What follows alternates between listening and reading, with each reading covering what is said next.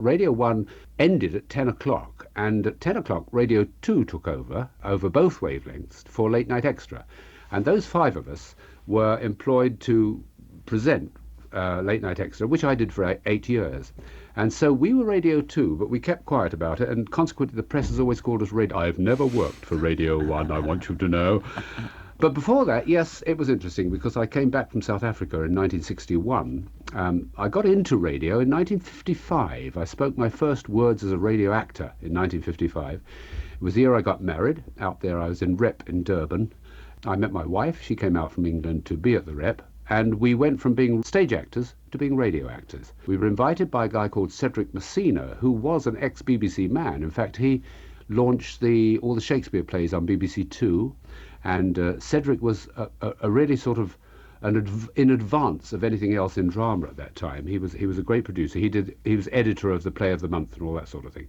But at that time, he was a humble senior producer at the SABC, and he was a regular first nighter at the theatre. And he phoned us up and said, "Would you like to do radio acting?" I said, "Radio, I have never wanted to do anything else." At the age of 2, I was a radio fan, a wireless fan. So I went into broadcasting in 1955 and spread from being a radio actor to presenting, interviewing, reporting, and having my own show by the time 1961 came round and we decided to come back to Britain. The other thing I mentioned, along with the Light programme, was Radio Luxemburg, which many people have a great fondness for, and, you know, it was the launching pad for so many of our great broadcasters, both on television and radio, wasn't it? It was fascinating, you know, Martin, because I was agog too, because I'd come over in 1961. I'd walked into Golden Square. I went round to see the television companies, walked into Golden Square at exactly the right time. They were looking for somebody to do Take a Letter, which ran for 2.5 years, non-stop, every week.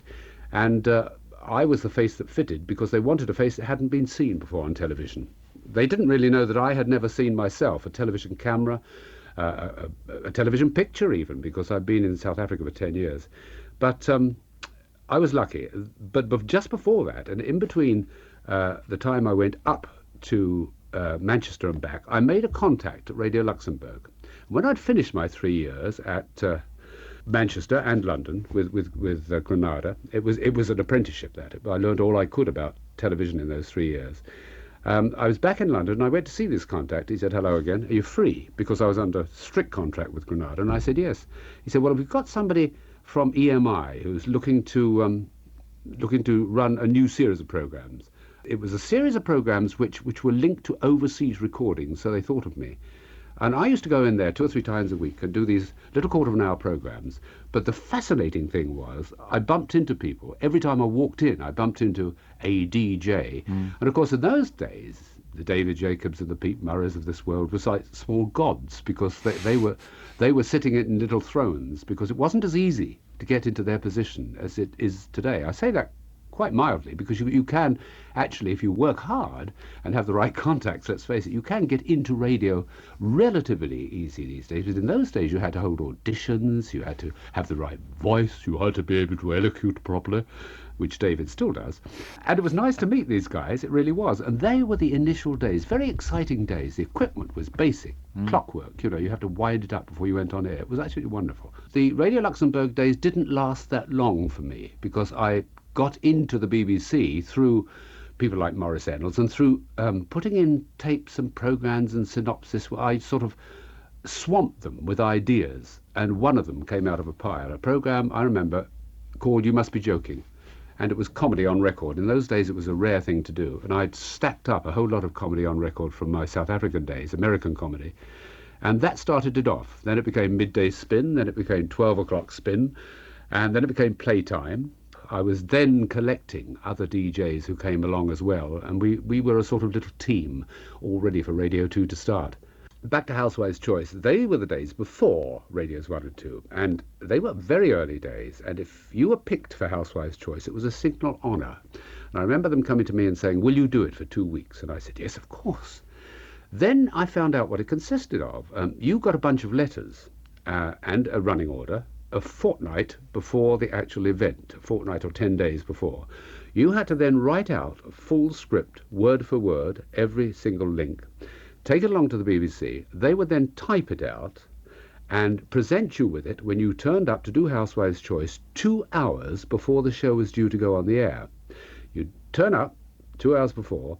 You would then sit in the studio, it was in Egton House, just next door to BH, and you would actually present the programme as though it were real, right the way through. Every single record was played all the way through. It was not top and tail. You went through the entire thing to allow them to time it and to allow them to see whether you had the correct modulation in your voice. And then they'd say, that's fine, 10 minutes time we'll be on air, and you go all through the same thing again. Can you imagine the spontaneity there was in that? Absolutely. Blockbusters has a cult following now, but how did you get that programme in the first place? Well, that was pure accident. Isn't it funny how many of the successful things are? One of the things I was doing was popping out to Boreham Wood, Elstree. It was at the time when ATV ceased to be ATV and Central Television took over. And they used to transmit. I mean, Lou Grade's offices were at Boreham Wood. And I was out there doing little links for programmes for the disabled on Sunday mornings. And I bumped into a guy called Graham Williams, who said, we're moving up to Nottingham soon, to the new studios. He said, but I've been to America and come back with a programme. I'd like you to see it. So he took me into the office and watched this American recording of a family show. Mum and Dad played one of the kids, sort of thing, called Blockbusters. I sat through it, and he said, what do you think? I said, it's a good show. It's fun. Why? He said, well, do you want to do it? And it was just like that. And I said, well, yes. Are you thinking of doing it? He said, we're doing 50 as a pilot first year to see how it goes.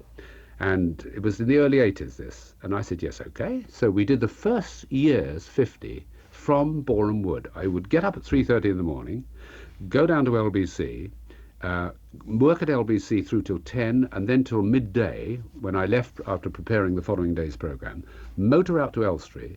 We do 5 programmes, and I get home at 11 o'clock, and then get up the next morning at 3:30. Dear. It was that stuff, but that was only twice a week, you see. So we covered those 50 twice a week, and it caught on. The first one Well, that's an understatement, isn't it, really? Well, it wasn't for the first year. It just caught on. People said, yes, that's fine. But you see, in the interim, what had happened is that we'd taken it to the network committee and said, listen, there was somebody from each region there, you see. We want this to be the very first daily quiz show in Britain. And they said, yeah, it's fine, this family thing. What time do you want? And we said, well, prime time. And they laughed. They said, we can't give you half an hour of prime time every day of the week at all. It will never work. We haven't got that time to spare. So there was a lot of discussion. And Graham Williams said, what time have you got? They said, we've got limbo time, which is about 5:10 in the afternoon when nobody watches. And he said, look, this is youngsters' time. This is the time they come home from school. So we transformed the programme, excluded the adults, and brought in all the youngsters. And that particular formula was why the programme caught on. The youngsters were the stars over the 11 years that it lasted. Thank you so much for listening to this interview. If you enjoyed it, please click on the like button and ring that notification bell. And there are many, many more to listen to on this channel, so make sure you subscribe if you possibly can. Thank you.